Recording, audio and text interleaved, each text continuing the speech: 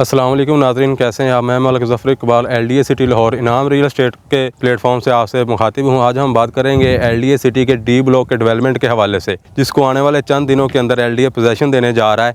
इस वक्त जो मेरी लोकेशन है LDA सिटी D ब्लॉक के 75 फीट रोड के ऊपर है, जिसके ऊपर आपको नज़र आ रहा होगा कि डेवलपमेंट हो रही है। पीछे मशीनरी भी लगी हुई है और सीवरेज का जो है वो काम हो रहा है और इन्होंने बेड वगैरह इसका जो है वो कंप्लीट तकरीबन हो गया है।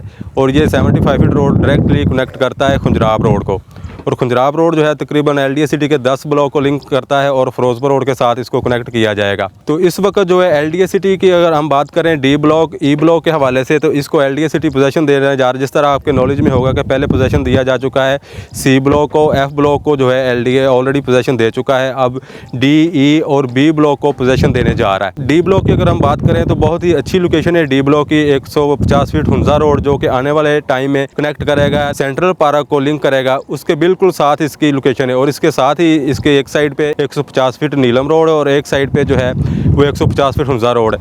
अगर लोकेशन के हिसाब से बात करें तो बेहतरीन लोकेशन है।